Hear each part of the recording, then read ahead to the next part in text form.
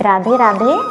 कैसे हैं आप सब। होलिका दहन के 4 दिन पूर्व फाल्गुन शुक्ल पक्ष की एकादशी का नाम आंवल की एकादशी है। नमस्कार, मैं हूं आकांक्षा और आप सबका बहुत बहुत स्वागत करती हूं आपके अपने YouTube channel Krishna magical world में। आज की वीडियो में हम आंवल की एकादशी की पूजा विधि, एकादशी व्रत करने के नियम और संपूर्ण कथा का श्रवण करेंगे। चलिए सबसे पहले एकादशी व्रत के नियमों को जान लेते हैं। व्रतधारी को दशमी के दिन मसूर की दाल, चावल, प्याज और लहसुन इत्यादि निषेध वस्तुओं का त्याग करना चाहिए। रात्रि को ब्रह्मचर्य का पालन करना चाहिए। एकादशी और द्वादशी को वृक्ष से पत्ता तोड़ना भी वर्जित है। अगर आपको तुलसी का पत्ता आप सेवन करना चाहते हैं, प्रभु को भोग लगाना चाहते हैं, तो जो स्वयं गिरा हुआ पत्ता है वह आप अपने उपयोग में ला सकते हैं। एकादशी के दिन हमें बाल नहीं कटाने चाहिए, झूठ नहीं बोलना चाहिए और चींटी इत्यादि मर जाते हैं, हमें झाड़ू भी नहीं देनी चाहिए।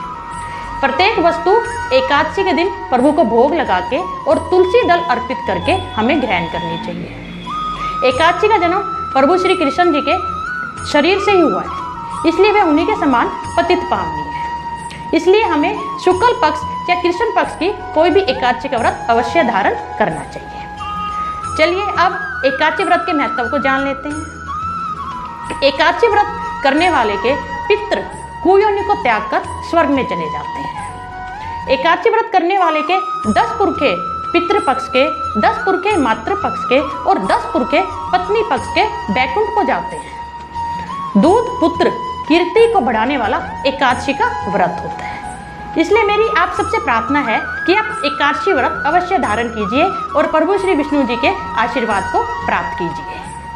अब हम आंवल की एकादशी व्रत श्रवण करेंगे तथा ओम गण गणपते नमः। होलिका दहन के 4 दिन पूर्व फाल्गुन मास की जो शुक्ल पक्ष की एकादशी है उसका नाम आंवल की एकादशी है। इस दिन आंवले वृक्ष का पूजन होता है और यह माना जाता है इस दिन आंवले वृक्ष में भगवान श्री विष्णु का वास होता है।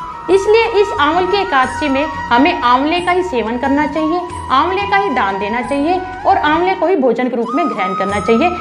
इससे हमें विशिष्ट फल की प्राप्ति होती है। चलिए अब जो इसकी पुरानी कथा है हम उसे श्रवण करते हैं। त्रेता युग में एक दिन महाराज मानधाता ने ब्रह्म ऋषि वशिष्ठ जी से अनुरोध किया, हे ब्रह्म ऋषि वशिष्ठ जी, मुझे कोई ऐसा उत्तम व्रत बताइए जिसको करने से मेरे सब ओर से मैं कल्याणार्थ हो जाऊं। तो श्री वशिष्ठ जी बोले कि वैसे तो हर व्रत उत्तम होता है, परंतु जो आंवल की एकादशी का व्रत है उसकी महिमा ही कुछ और है, क्योंकि इस दिन हमें आंवले के फल का सेवन और इसके दान करने का विशिष्ट फल प्राप्त होता है।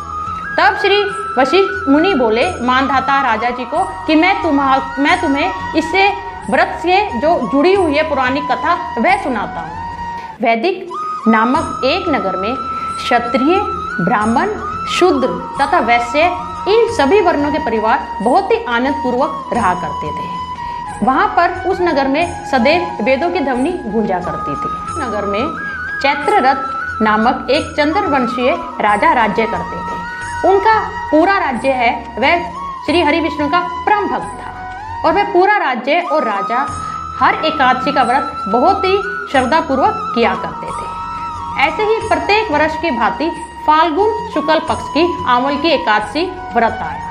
तब राजा और उसकी संपूर्ण प्रजा ने आंवल की एकादशी का बहुत ही श्रद्धापूर्वक व्रत किया। राजा ने मंदिर में कुंभ को स्थापित किया और वहीं पर धूप, दीप, नैवेद्य, पुंगी फल और नारियल से श्री हरि विष्णु की पूजा अर्चना की। उसके बाद पूरी प्रजा और राजा ने रात्रि का जागरण किया।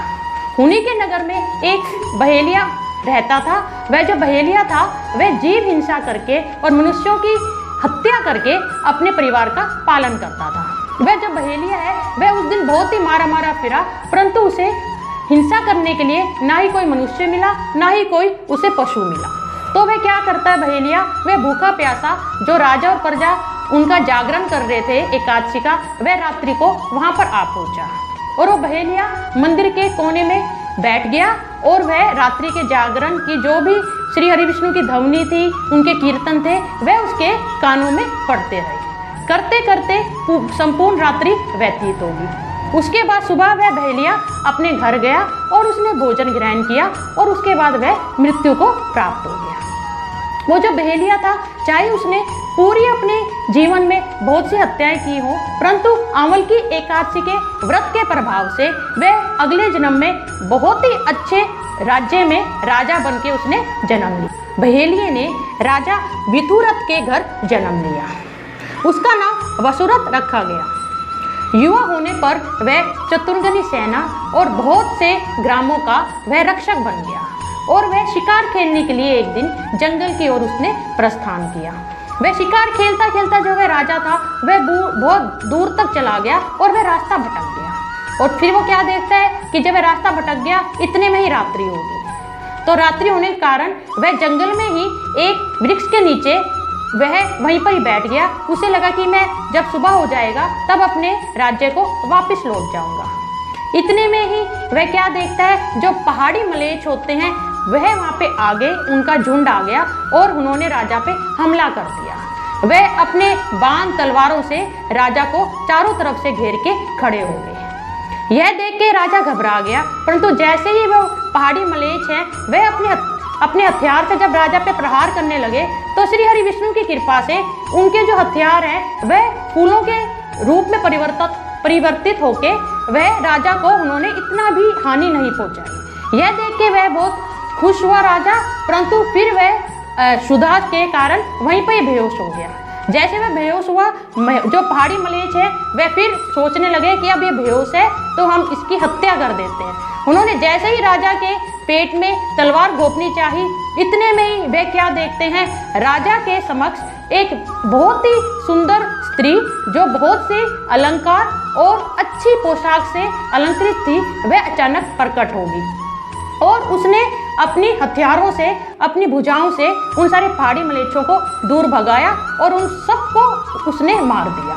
जैसे ही जो राजा है उसकी जब मूर्छा टूटी, तो वह देख के बहुत हैरान हुआ कि चारों तरफ जो पहाड़ी मलेच्छ हैं वह मृत अवस्था में पड़े हैं। और वह सोचने लगा मन ही मन कि मैं तो अभी यहीं पे इनके पहाड़ी मलेच्छियों से मैं तो बिल्कुल घिरा हुआ था, परंतु मेरी जान कैसे बच गई। इतने में आकाशवाणी हुई और वह आकाशवाणी बोली कि इन पहाड़ी मलेच्छ से तुम्हारी रक्षा श्री हरि विष्णु भगवान के अतिरिक्त और कौन कर सकता है, क्योंकि तुमने आंवल की एकादशी का व्रत नियम पूर्वक किया है। पहले जन्म में भी तुम बहेलिये थे, परंतु इसी के प्रभाव से तुम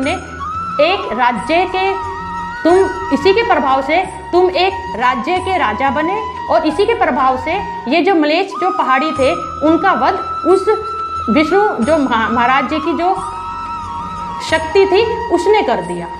यह सारी कथा सुनाने के बाद ब्रह्म ऋषि वशिष्ठ जी मानधाता राजा से बोले, इस आंवल की एकादशी का ऐसा ही प्रभाव है, यह बहुत चमत्कारी व्रत है। इस व्रत को करने से हमें 1000 गाय दान करने के बराबर फल मिलता है। जो भी मनुष्य इस आंवल की एकादशी का व्रत करता है और रात्रि को जागरण करता है, वह उसके सारे कार्य सफल होते हैं और अंत में वह विष्णु लोक को प्रस्थान करता है। ओम नमः भगवते वासुदेवाय। इस प्रकार देखा आपने कि किस प्रकार आंवल की एकादशी के व्रत के प्रभाव से उस बहेलिये ने राज्य प्राप्त किया। इसलिए ये सुंदर सुंदर कथाएं हैं जो श्री हरि विष्णु जी के एकादशी के चमत्कार हैं, वह आप ज़्यादा से ज़्यादा शेयर कीजिए और सुंदर सुंदर कथाओं को ज़्यादा से ज़्यादा आप पब्लिक तक पहुंचाइए, ताकि अपना जो सनातन धर्म है इसकी जानकारी हमारी युवा पीढ़ी को भी हो। जिसने भी मेरा चैनल सब्सक्राइब किया है उन सबको हाथ जोड़ के मैं धन्यवाद देती हूँ, और जिसने नहीं किया उन सबसे प्रार्थना है कि मेरे चैनल को सब्सक्राइब जरूर कीजिए और हरी कथाओं को शेयर कीजिए। अब मैं जाने की आज्ञा चाहती हूँ, एक सुंदर सी कथा के साथ मिलती हूँ अगले वीडियो में। राधे राधे, थैंक यू, धन्यवाद।